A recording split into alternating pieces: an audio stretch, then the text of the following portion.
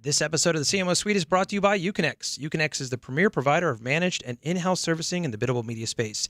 If you're looking for true transparency with paid social, PPC, or programmatic, or are a brand or agency looking into in-housing your team, connect with Uconnect. Uconnect.com and Toomey. Toomey provides luxury without limits. I've got the bag. I've got the backpack. Thank you, Charlie Cole. If you are a business traveler, there is nothing that lets you roll in style like Toomey. It's in the studio with me today. That's true. And finally, No Kid Hungry. We are incredibly proud to make a contribution to No Kid Hungry in the name of each of our 2019 guests. Stop by nokidhungry.org today to contribute and help kids to be kids, not be hungry. Let's start the show. You're in the CMO Suite, the podcast for marketers who want to be in the know, presented by Connectivity Holdings. Hello and welcome to the CMO Suite. I'm your host, Sean Halter. This is it, guys. This is our last episode of season 2. I am incredibly excited about our guest who has agreed to join us on the show. He's done some of his own research. I see he brings notes too, so that's usually a good sign. It is Michael Loeb. Michael is a serial entrepreneur. He's currently the president and CEO of Loeb, New York City, which is a private venture investor, startup incubator, and operator of consumer marketing businesses. There's much more to talk about here. There's much more accolades, but I was incredibly excited to see him speak several times, and I am beyond elated that he agreed to be part of the show. So, ladies and gentlemen, it's Michael Loeb. Michael, thank you for joining us on the show. Thank you, Sean. You are nice to be here. You've got the voice for radio, and you do a lot of content. I got a face for radio.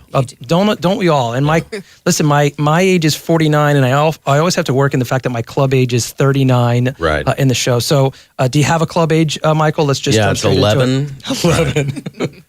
I want to start young. Too young to even get in the club. Well, listen, thank you for joining us, as I said, on the show. I've seen you speak several times. The last time I saw you, I think you were speaking at Brand Week, maybe here in New York City. It was an Ad Week event. And I think that was either the second or the third time I've seen you speak. And I always find it fascinating to have somebody like you at those events, because they are typically a lot of chief marketing officers or a lot of people in the marketing industry are there, but you always bring a different perspective to the marketing game. Although you are not a CMO, clearly, you often, when you are having those conversations, I feel like you do a pretty amazing job of being relatable to the space. Well, thank you very much. So the first observation you had is that I had a face for radio. Listen, you said it, and I'm saying that I know I have a face for radio. Yeah. Stacey, but you should know that this is kind of, genetically connected, because my dad did a lot of radio. He did do a lot of radio. I'm going to talk about that. And so he started, didn't he? Did he start in the industry to some extent? No, he started. He was a newspaper and magazine guy. Okay. Right. He was his last job at Time Inc. He worked at Time Inc. for close to 40 years. I followed him on the marketing side. He was a journalist, and his last job was the managing editor of Fortune magazine. Oh, and he did a radio show there. He did, well, even before that. He had Marshall Loeb's Your Money Minute was his thing. CBS Radio syndicated in a zillion different markets around the country, and he did that for about 1 million years, yeah. And so how old were you when he was doing that show? Oh, God. He probably started when I was in my teens. Did you ever go when he was producing the show? I did, actually. I did, and he also did a lot of TV. Remember Merv Griffith? Of course. He had a week-long gig in Merv Griffith, and that was in Philadelphia, and I was on, in studio, and it's a live thing. And it was he was America's financial advisor, right? So before Fortune was Money Magazine, and then at Time, he built the economics advisors at Time Magazine. He did a lot of stuff, but he was from Money Magazine, and he really put it on the map at the time. God bless it. But anyway. How was that, growing up and kind of seeing somebody who's clearly an extrovert? Right. He was, how did that shape your life? Well, obviously, I just climbed into a hole and never got out. You definitely followed in his footsteps. Right. Well, not really. I mean, he was, again, the journalist. And I said, this journalism thing, it's great to write about people who have made a whole lot of money, but it's even better if you can make the whole lot of money. Yes. So when it came to fame, that went left, and I went right. I went to, let's try to make some money. But it was, I grew up in Queens. Yeah. Journalists don't tend to make a lot of money. You're the exception. That's true. Right? Listen, anyway, this is not my day job. It's not your day job? That's clearly the case. Somebody did ask me the other day, how do you monetize the podcast? I was like, I don't need to make money from the podcast. Right. You do the podcast because you want to meet interesting people. Right. Oh, and I'm supposed to be an interesting person. We're ending the season with you. That should tell you something. You know, but it does. Bottom of the barrel, Not right? true. I mean, all the interesting people came first, and Not true. then it was me. Save the best for Thank last. you for that, Stacey. But I don't believe you. You're not great. But anyway, so what was cool is if you grew up in that environment, which was an environment of letters and kind of intellectualism and all the stuff that Bill de Blasio doesn't like anymore. Anyway, but you'd learn a lot and you'd see a lot, and so from that standpoint, it was very rich. It was not rich in the traditional sense. It was a big day when I was 8, when we went from a 2-bedroom apartment to a 3-bedroom apartment, which meant that I no longer had to share my bedroom with my sister. With your sister, right? yeah. Exactly. So we had our own bedroom. Well, still only 1 bath, but okay, I had my own bedroom. We came from some similar cloths to some extent, though. I mean, we were poor growing up. And I don't mind saying it because my kids clearly have no understanding of what that means of any of that now, which is probably a good thing to some extent. You always want to try to give back to your kids, and we'll talk about yours in just a second. You've got a pretty amazing family that you've built. But I had to share a room with my stepsister. My mom would take us out to eat literally twice a year. And my school clothes and my birthday money were all combined because my birthday was near the start of school. Right. And so I feel like to some extent when you come from that, maybe it's the grounding that we all really need to some extent to know what life is really like out there. Right. Well, if the progressive had their way, we're all going to be back to that. So this is not a political show, Michael. Not yet. Yes, not yet. Listen, you once named 4 people who inspire you, including Steve Jobs, Thomas Edison, Tom Brady, and your dad was one of those, Marshall Loeb. So also Federer, and you for the same reason. So you remember but it was the same reason. It. I do. For the same reason, which is both Federer and Brady are in the top of their game, and they should have aged out like 5 years ago. But somehow, the mental acuity, and if you look at how they changed their game, over time in order to accommodate kind of, the new state of play is really pretty amazing. So as an old guy myself, I just admire that stuff. And so how do you equate some of that, even just that part of it back to marketing? Do you equate it in the fact that sometimes it doesn't matter how old you are in this industry, that sometimes that age is actually a huge asset, because 20-year-olds may know everything there is to know about what's happening on Facebook and Instagram, actually more Instagram than anything else. They may know what's going on with Pinterest, but they don't have years. They don't have the understanding of this is how money works. Right. And one of my guests on a previous episode, Jackson Giannigan, was talking about the fact that how he felt like he really needed to round out his career as a CMO was to become old. To become old, but to be able to understand the money part of it, and to take himself out of the game of always having to come with a handout and saying, well, this is what I think we should spend money on, and get into the financials. And so do you concur with that to some extent? To a lot of extent. I mean, I think that just like the movie and the book Moneyball, right, where it was not just, kind of old school gut, and it was not just data, but it was the amalgam of the two. I think that if the new generation will allow themselves to learn from the people who came before them and vice versa, that actually is the winning combination. So one of the great treats I have in doing what I do is I meet people, and I mean this in all humility, smarter than me all the time. And it's just amazing to me to sit down and, a few years ago, I didn't know what an algorithm was, right? I mean, but to hear and see what they're building and how fast.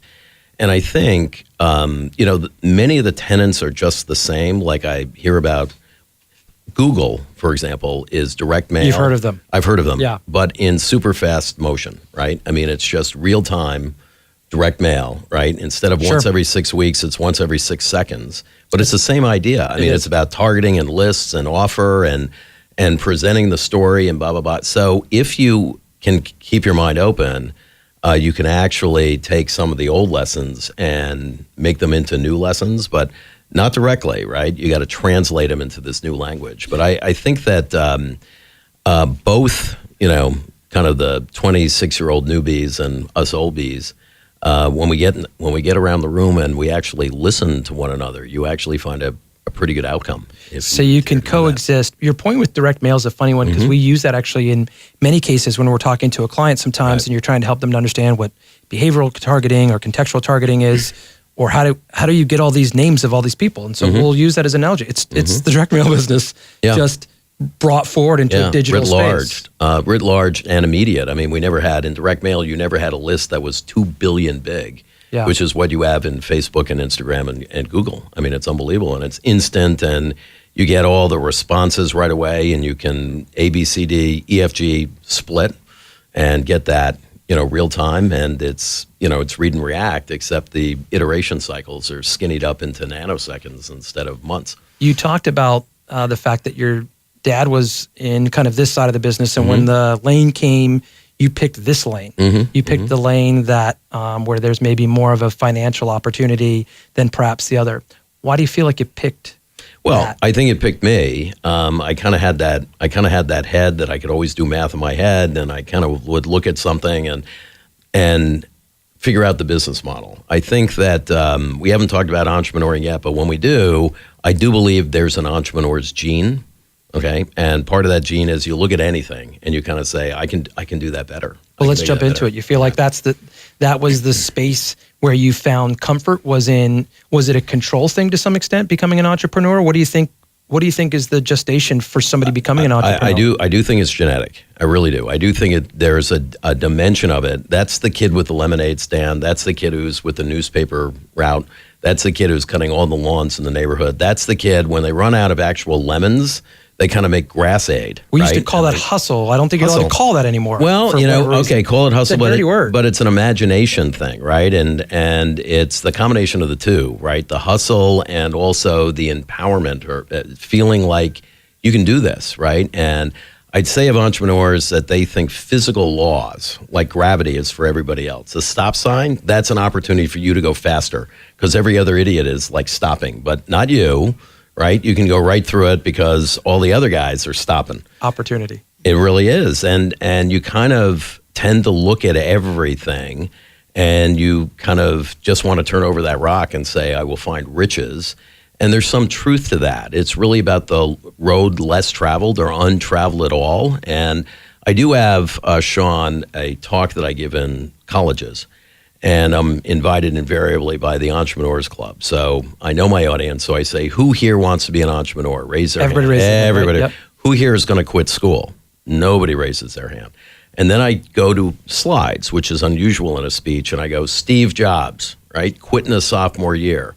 Gates, sophomore year. Dell, sophomore year. Just like all the rock and rollers died when they were 27, all the entrepreneurs quit in their sophomore year. Now, why is that? Well, it's a little bit about what Buffett said, which is if you could not find... Jimmy, Warren. Not Jimmy. But Jimmy is doing an unbelievable... He's killing it, right? We work with them. Oh, my God. That's just... You do, don't you? Right. I mean, what he's doing with Margaritaville is crazy. So... but Warren said... Thank you for that. Warren said if the path to riches can be found in books, then every librarian would be a billionaire. Well... and that's the problem with colleges and entrepreneurs because they look at these guys with the pipes and, the kind of elbows coming out of the sleeves and they say, you know what, this is backward looking, right? This historical reference stuff does not speak to me because I'm inventing a future that is brand new. And, you could read as much as you want about Einstein or Leonardo da Vinci, but the iPad, you can't find that there, right? And so that didn't speak to a Jobs or a Gates or a Michael Dell or whatever. And these guys, they get started early. Like Michael Dell was, kind of like tricking up computers and selling them when he was like a freshman in college.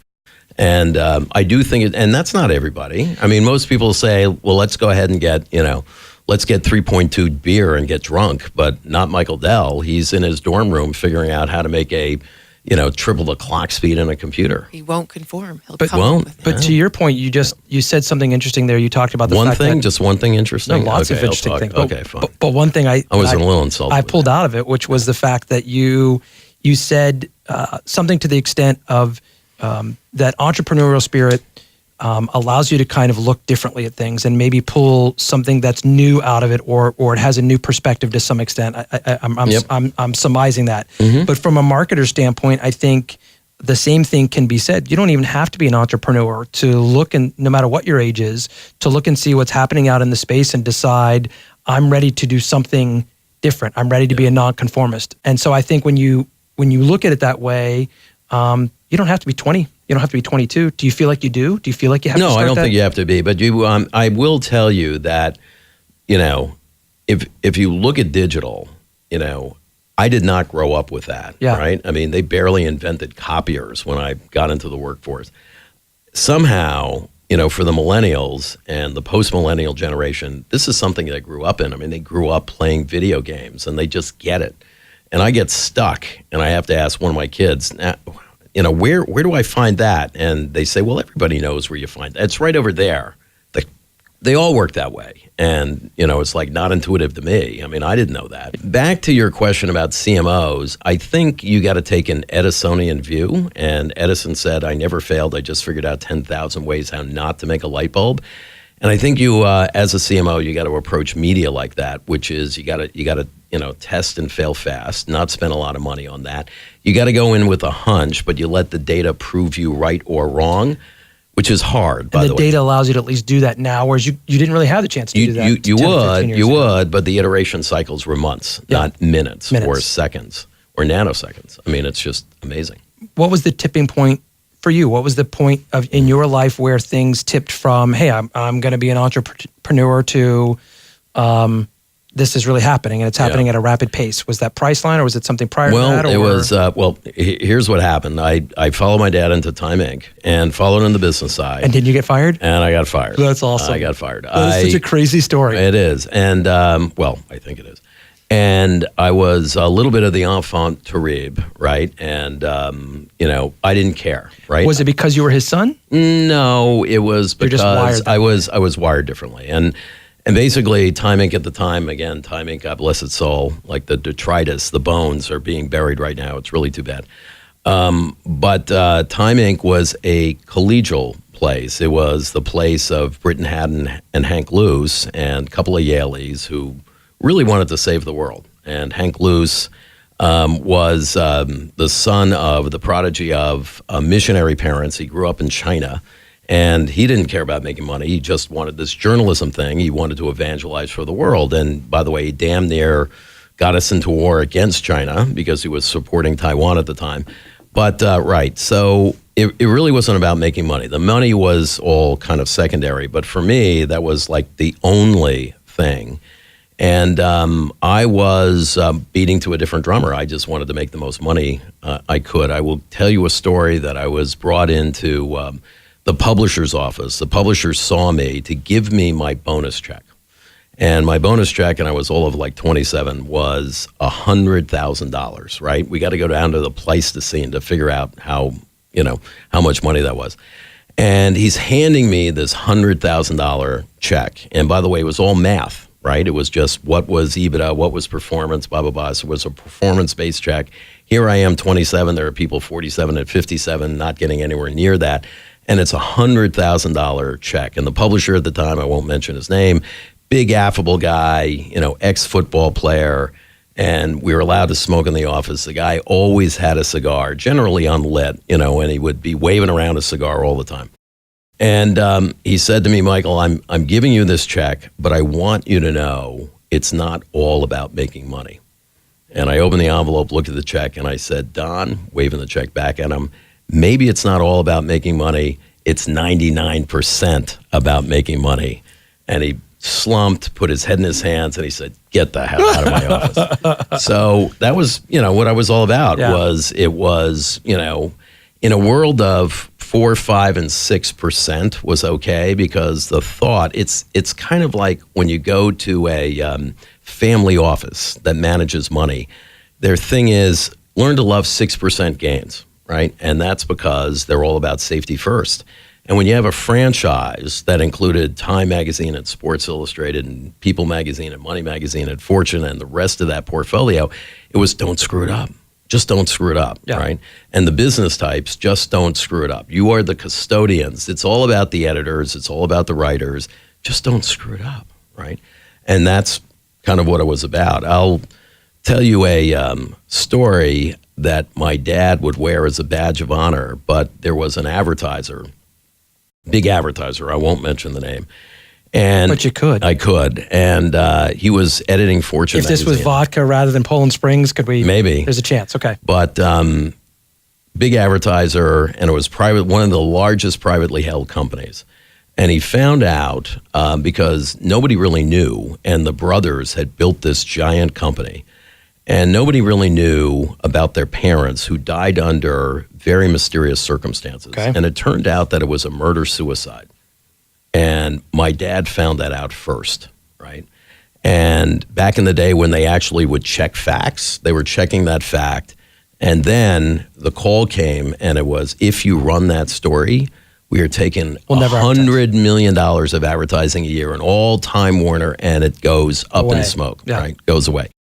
And he said, that was all I have to hear. I'm running the damn story, because that was, journalism back in the day. Authentic part of journalism, right? And that's what it was all about. And it was, he didn't do it out of spite. What it really was that what, and in fact, if you really thought about it, it really added not only color, but it added, gravitas to their story. They were able to cope with that and build this, giant, unbelievably successful company. And more power to them for having to cope with that and still build this incredible franchise. I can't imagine the poor account executive who was responsible for that for that account to some extent. Let's dovetail off that, if you don't mind, for just a second, which is, again, money obviously is an important part of life. It's an important part of building a brand, building a business. You have companies right now like Kraft Heinz that are kind of getting a little bit skewered with how they manage their financing when it comes to marketing and advertising, and whether they've damaged brands by ensuring that all expenditures, make sense and that they all kind of revert back to revenue. Do you get to a point, either from a personal standpoint or even from a marketing standpoint, you get there and the money's there, but it also doesn't bring you happiness to some extent? Does that ever come into a play, or should it come into play? Or is it that's just a woven part into? Of course it comes into play. But, they do say that after time, money is a way of keeping score. And I do think that's really what it does. I'm still in the game. And, the fact of the matter is, after I sold Synapse to Time Warner, and we haven't talked about that. We haven't. You have time. Listeners are going to like that. But after I sold that, I said to my wife, I never have to be smart one more day in my entire life. I don't need one more good idea. I don't need anything. I could actually grow tomatoes. Today it would be cannabis, but I could grow tomatoes. That's true. But the fact of the matter is, you not settled the score, but you settled the score to some extent because it came full circle. Right. It did. And they paid you. They did pay me. And they paid you well. They paid me very well. My wife does call me the most expensive rehire in Time Warner history. That's very funny. But it all worked out. It all worked out. I want to make sure we have some time with you. Sure. We have you for about another half an hour, so thank you for the time. We've talked about your dad a little bit. We've talked about some of your historical. Talk about your mom to some extent. So how did she impact she was a toughie. Who you became? She was a toughie. My mom, so I'm half Jewish, half Catholic, which means I can do Which half? Well, my dad's Jewish. Okay. And my mom was Catholic. And it means I can do computational math, but I can also play lacrosse, right? And I don't know how those relate. And I can maybe Stacy does. I can bench press like a sick like nobody's business. Right, I really can. So, it's a good combination. So my parents were both rebels. My dad came from a, poor, legitimately poor Jewish family. And I know, oxymoron, right? Anyway, back then they had those. But my grandfather came off the boat from Germany and built an enormous business in wrecking and salvage. And he was married 4 times, but had only 1 child from all those marriages, which was my grandfather. And my grandfather wrecked the wrecking business. So it was a Jewish version of Sanford and Son. So instead of Sadie, or instead of Elizabeth, it's Sadie, I'm coming to get you. Anyway, So my dad, who was also an only child, was supposed to take over the business. And in a fit of rebellion, he went to the University of Missouri. He didn't know if he wanted to become a mathematician or a journalist. So I got that math thing going on. And decided to become a journalist, lived in a chicken coop for $2 a year, wow. Right? Because that's what he could afford. And then got a job with United Press International after he graduated college, in part because he wanted, and he went to Germany, right? Went to Germany because he wanted to understand how could, this country, which had the most assimilated Jewish population, turn on those people. There were, hundreds of Jewish war heroes from World War I, thousands, probably generals. And how could that happen? And he wanted to figure that out. And while he was there, he met this perky Pan Am stewardess. We called them that back then. Back in the day, you were allowed to, yes. That's right. And if you weren't a movie starlet, you became a Pan Am stewardess. That was just the rules. That was the gig. That was her gig. And she was German, but perfect English and redheaded and blah, blah, blah, and really very pretty. All my kids look like her, which is great. And they got married, and she was the product of a very tough upbringing, even though it was wealthy, but she lived through World War II and damn near starved. And her real father died when she was about 2 years old. Her mother got remarried to a Russian of some noble heritage, running away from the Romanovs. And so she was sent to Czechoslovakia to grow up as a nun, and became a Pan Am stewardess. Go figure. Wow. But so she had some anger issues. Okay, but anyway, they got married and had two of us, my sister and I. I'm older, and my mom would always say, Michael, you've got the brains and your sister's got the looks, and thank God it's not the other way around. But she went off-road, became a McKinsey consultant. Before that, she won a journalism prize when she was actually in college and quit college. And she was probably the only McKinsey consultant who never graduated college. And now she has her own practice with McKinsey being one of her biggest clients. That's great. She's doing, when I say practice, business. Yeah. So she's in business too. So they both shaped you to some extent. Oh yeah, for sure. Yeah. And so, listen, we talked about this when we first started the podcast.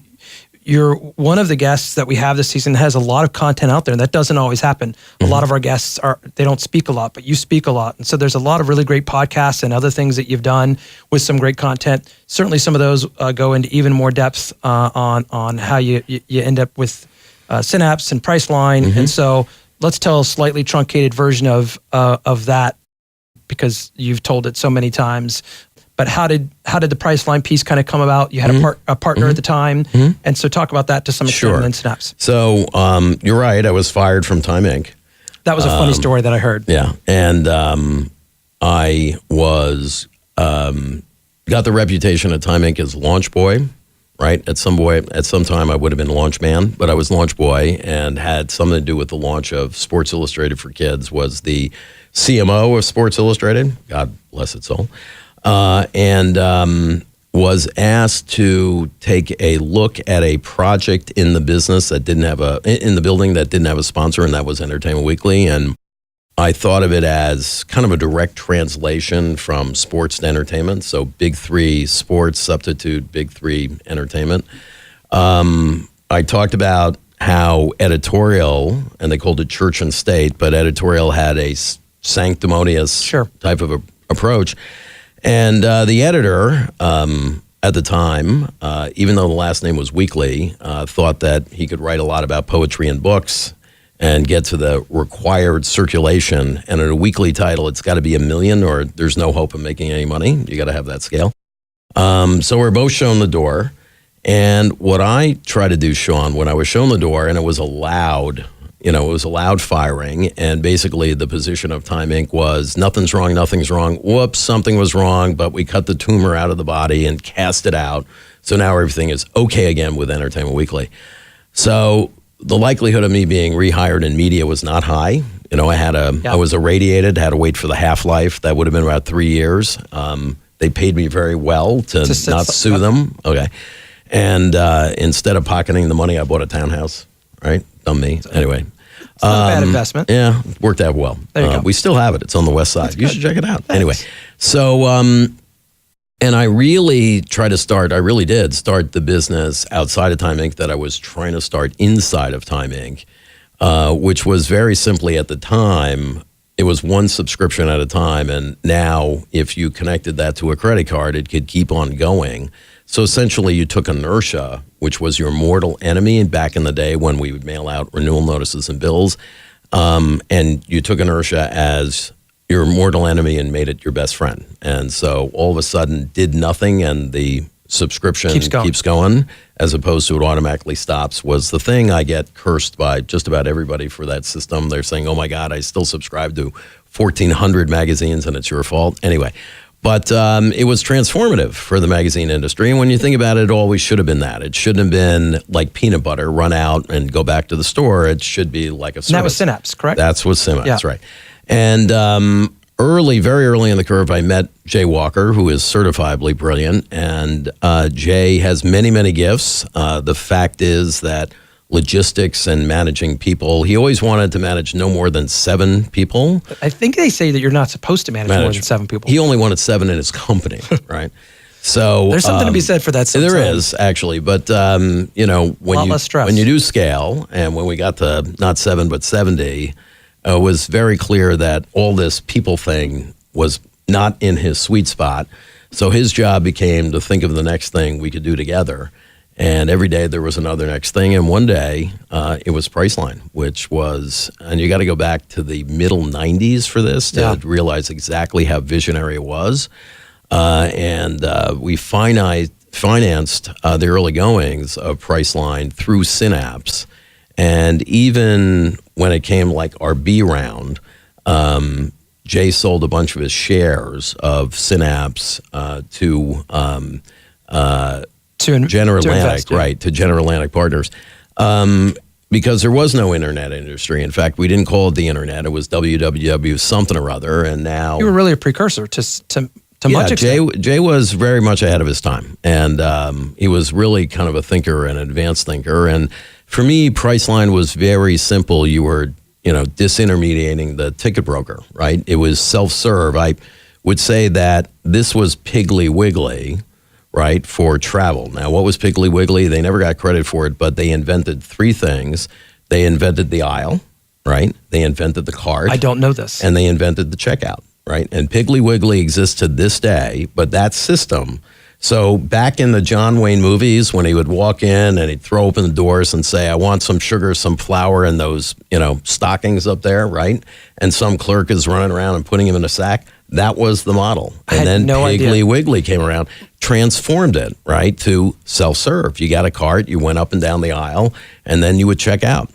And look at what Target's done with it now. Now you don't even need a person to check out. Right. And you don't even need to check out anymore. Right. You go into Whole Foods. But that is, of all the stories, I've never heard you tell that story. Yeah, that's it's an illustration of somebody who invented something very profound and didn't protect it, right? And should have figured out how to protect it. But even in marketing, that's sometimes all it takes is an interesting idea. It doesn't have to be spots or dots or buying a bunch of billboards or newspaper ads or even running a bunch of digital ads. Yep. It's an idea sometimes. Yep. Often it's an idea. Right. Did you see the movie The Founder? Yes. That was a great film. Oh, but there's another example. I mean, hamburgers were around for a long time, but what they did is, right? They needed a salesperson, though. They took like modern production methods and applied it to him. I mean, one of your heroes. I mean, this guy is my hero. Was somebody who always figured out a way to take to some extent, somebody else's product and make it more consumer friendly. I mean, I had the old Nomad jukebox. That's how old I am. Right. And he perfected it, He did. And then was an incredible marketer to some extent. It really is amazing. And there's so many jobs stories. I'll start with this. Did you ever meet him? I did. I actually met him multiple times, but the time that was most profound was when he was coming back from cancer, right? And he was a very frail shadow of himself, and he was very vulnerable, and it was very interesting to talk to him then because he was a little bit more introspective than I've ever seen him. But a genius of our time, because here was a guy, one of the best marketers ever. One of the best of everything ever. Yeah. He is going to go down. He is the Edison times about 10 of his day, and we're going to remember him for that. I mourn the loss of Steve Jobs. How did he let it happen? How did he let that happen? That is a darn good question. I don't know what it is. I don't know if there's something about an entrepreneur that they think they're invincible. They think they can invent their way out of it. But you're right. Why he didn't seek medical treatment Too many people around him to not do that, right? But tragic. I have one of my good friends is a guy named Nick Nicholas. Nick is in his 70s. Nick was the CEO of Time Warner for a time. And Nick and I were having lunch, and he said, Michael, even the greats, right? Even the greats, one good idea, right? And I said, Michael Dell, he goes, one good idea. I said, Bill Gates, one good idea. Ted Turner, one good idea. Steve Jobs, you got me there. Because that guy transformed the half dozen industry and everything. But put good people around himself. Good people around him as well. And he was maniacal, and he was driven, and he was a tyrant, right? And he was a tyrant. And the story I remember about him, about being a tyrant, was that he had one of the very first iPhones given to him. And he said, make it smaller. And the engineer said, I can't make it smaller. And he had a fish tank, and he threw it in the fish tank, and bubbles come up. And he said, see, you can make it smaller.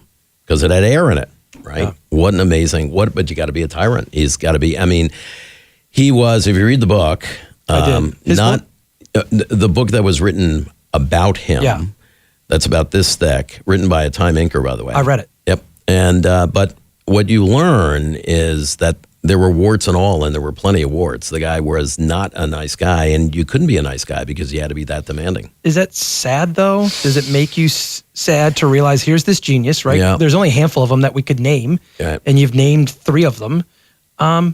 Had all the money in the world. Yep. Got sick. Yep. At some point, something that Bonin, said to me when I asked him what's most important to you, and he said time. Time is the most valuable thing I have. I've got more money than I know what to do with. You wouldn't know that actually if you're ever around him because he seems to he borrows space from people. He's crazy. Well, he borrows money from me, so I don't know. Now that I know that, I'm going to collect. But anyway. Time, he said that's the thing. And you look at Jobs and you think, was he happy? Yeah, I think he was. I think he was partially happy. I think he had bouts of happiness, but I think he was uncomfortable always. And I think that there was this notion that he's behind, constantly behind, that somebody else is creeping up and is going to beat him. I think that's the types of things that propel guys like that. And how about you? Are you happy? Yes, I am happy, but I'm never satisfied. And there's a difference. And I think there's always people smarter. There's always ideas that other people. I see an idea day and I say, I wished I had that V8 moment. How could they do that? This is a Michael idea and somebody else had it. They stole my idea that I didn't have. Totally unfair. So I'm always on the run. I'm always thinking that somebody's having it and I don't have it, and it's crowding me. And I'm sure that I'm not the only one. I'm sure it's not only entrepreneurs, but artists and poets and songwrites and playwrights, and it's even harder sometimes. Probably again for even VPs. You, listen. Some days you're happy. Some days you're not. Some days you're trying to figure it out. Right. This space, this marketing space, it's changing so daily fast. Yeah. Marketers are pressed even more to have to know more. A VP or a chief marketing officer has to know every element that's underneath the glacier. You used to only have to know the top part. Now you need to know all of it. And that adds so much stress. Yeah. And it's trying to figure out, to your point, how much is enough, I think on the stress thing, I think that it becomes very hard to make a good decision when you are stressed like that. We have an event, and it's coming up, called Internetopia. We have 40 interns. We take half, and half we place in great startups, which, by the way, are really great, with great CEOs and great teams and great missions, but they don't have the cash, right? $1 equals 1,000. So we pay for them. We pay for the interns to get these little evangelists and get these companies to love us. Shh, don't tell people my secret. Anyway, but one thing we have is we teach all the interns how to play poker. And I have one of the great poker players, like the guy who won the championship like 3 years in a row. And why? because poker teaches you a couple of profoundly important things. Okay, I haven't heard you talk about this. One is how to bluff, right? You got to learn how your cards suck, right? They're dreadful. But you got to, right? But you're there and you're in a presentation and there's a VC and you're making a pitch, or there's a client, right? And you're faking it while you're making it, and you got to make a pitch. And if if all of a sudden your eyes and that little twitch, that you like, the one you have. Anyway, the little twitch. I play poker. Right. Okay. If that is, if that's your tell, then you're done. You're just done. So you got to learn. You got to learn how, right, to go in with that confidence. And the other thing is, if the chips in the middle are your life savings, and that's what you think about when you're betting, you've lost, right? So there's a detachment. There is a courageousness that you got to have. And if you're that CMO, you got to go in, and you got to go in with a thesis. And when somebody leans in and says, "Are you sure?" the answer is no, I'm never sure. That's why we test, right? But I think what you got to do is you got to be confident. You got to fail fast. I recommend, by the way, that if you're, we all work. Anybody who's successful, I hate to tell you the secret of success, it's 80 hours a week, right? That's what it is. I literally feel like I average 83 hours a week. Well, that's what that's what it takes. And really? I can't do this at 45? Sorry about that. No, sorry, you can't. You can't do that. Thank you for coming on the show, Mike. I know, and screwing everything up for you, but it takes really that much work. It just takes the work. It does. I mean, it's the 10,000 hour thing, right? I mean, it's what Gladwell tells us. He didn't invent that, but it's 10,000 hours. It's Michael Jordan. After the game is over, what is he doing? He's taking shots, right, from all around the court. That's what separates the haves from the have-nots. Because it does start with talent, but it only starts with talent, and it does start with intelligence. But after that, it's like I will never give up. The persistence and the insistence. I say of CEOs that the quality that I look for the most is that guy or gal who will rip their own arm out of their own socket and beat you with it if they think it's going to help them win. Like they will not quit. They are unbelievably persistent. You like challenger people. You challenge people. Now, by the way, not quitting doesn't mean, because Einstein also said that if you do the same thing over and over again, if you fail over and over again the same way, that's stupidity, right? So you can't do that. You got to try something new. So you try to go through it. If you can't do that, you got to go over it. And if you can't do that, you got to go around it or tunnel under it or build a new wall, but something. And it's those people, that are going to win. The companies that you invest in now, you invest in a lot of them. A lot of them tend to be startups to some extent. A lot of we start up ourselves. And so where does marketing play a role in that process? Everything. Marketing is everything. And so you have a group of guys and girls who are your go-tos when it comes to, look, we're launching this, and know everything there is to know about this? We have, think of 2 rings and a bullseye, and in the middle are the companies. And we have about 20 startups that we're starting up.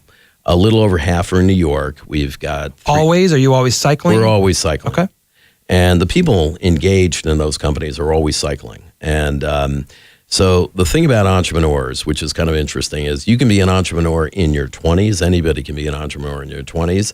You have nothing to lose. You got nothing to lose. I was a 40-year-old entrepreneur.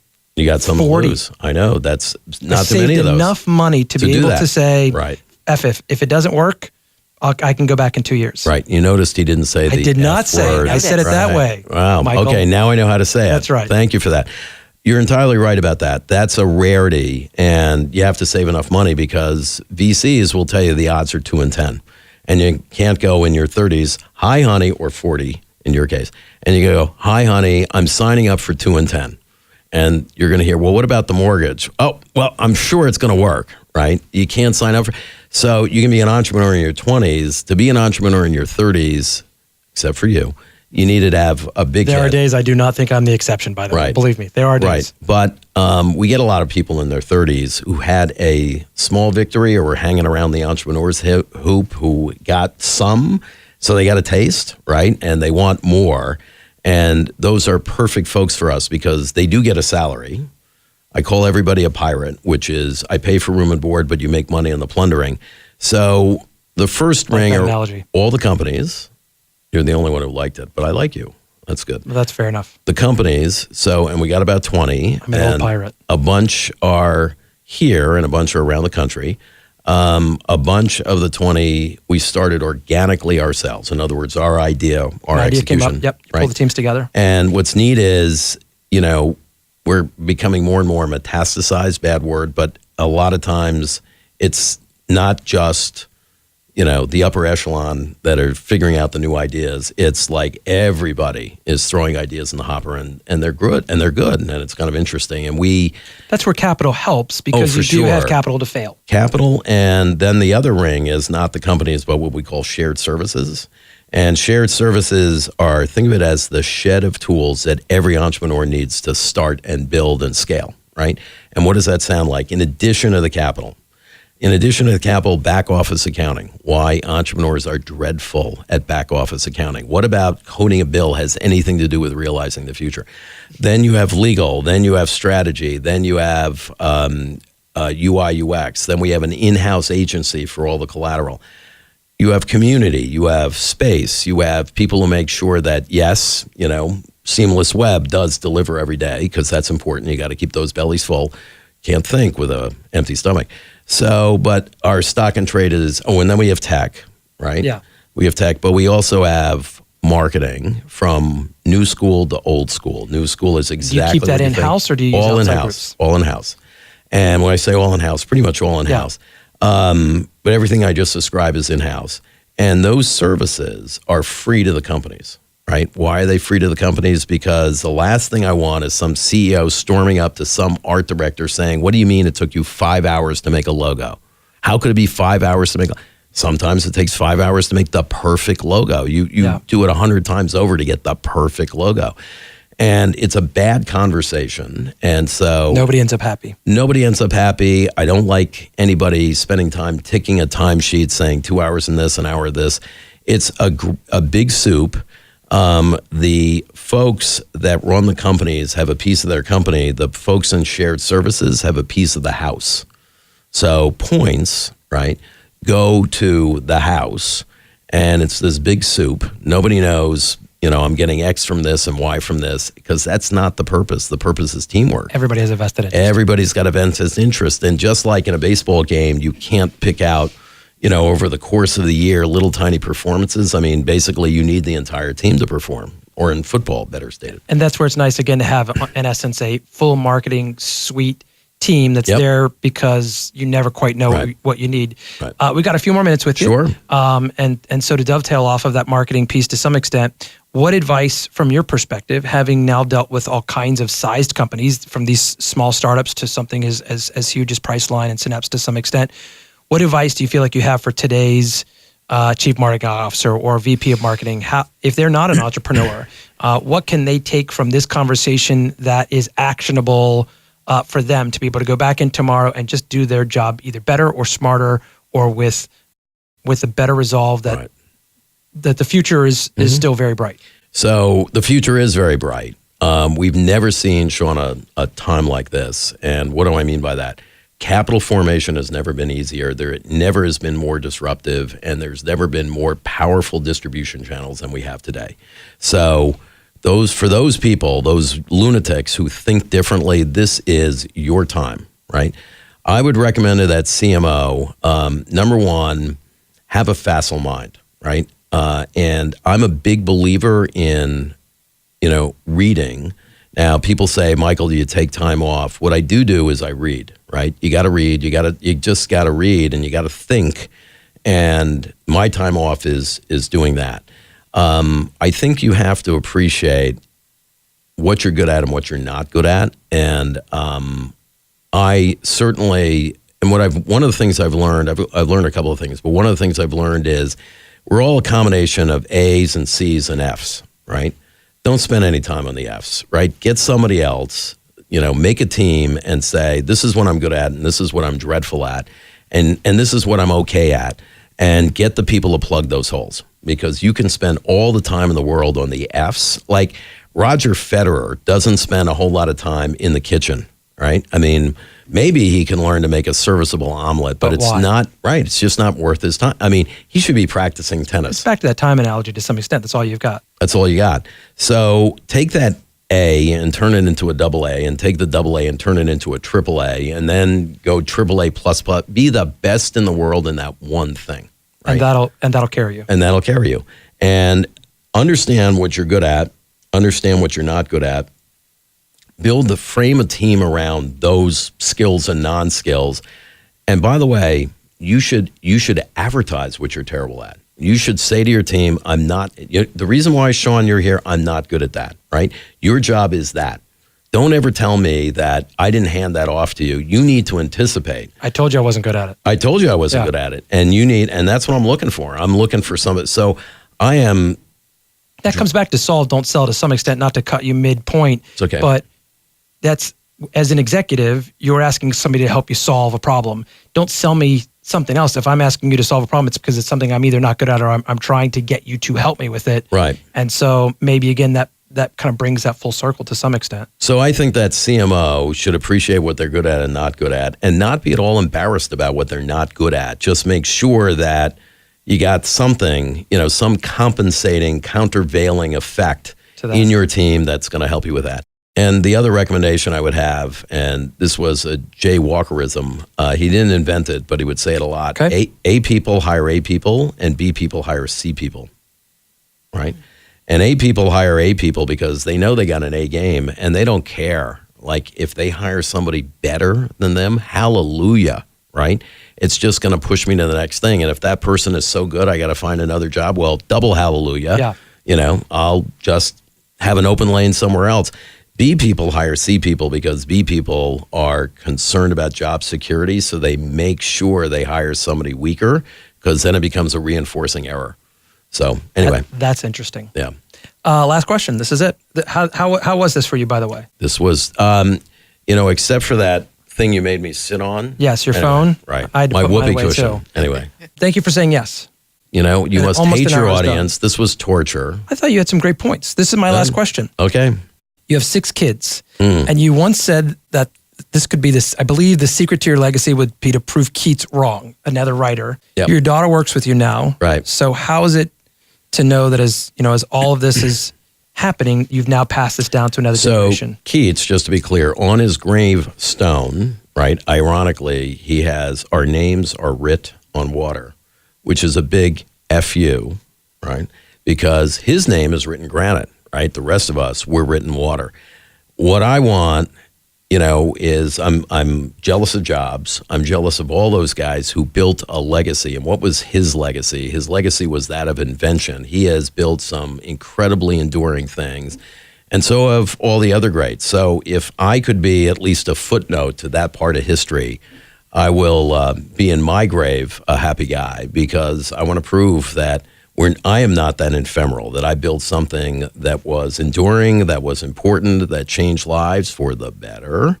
And that's my goal. Well, I've only met one of your children, and the daughter of yours Katie. that I've met, she seems to have apple of my eye. Garnered all of your better traits. Listen, that's it. This is our last episode of season 3.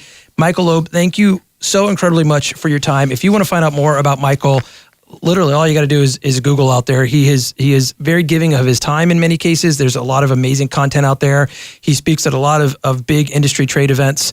Everything that I got to see was all incredibly insightful. So thank you for helping us round out the season with an hour of your time and with some great insights that for us, I'm sure will carry on for more than just that. Thank you, sir. Thank you, man. Appreciate it. Take us out of the show. Thanks for hanging out in the CMO Suite. The podcast for marketers who want to be in the know. Presented by Connectivity Holdings. Don't miss The Digital Fix, the podcast for digital marketing done right. This summer on iTunes and Spotify. You're a C-level manager. You shouldn't have to know the difference between behavioral or contextual targeting, but your agency should.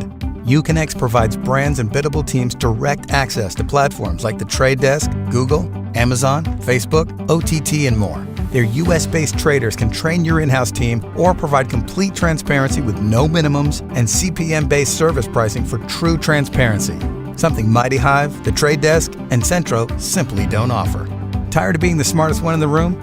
Reach out to Uconnect today for a free demo. Uconnect, the world's leader in true transparent biddable media.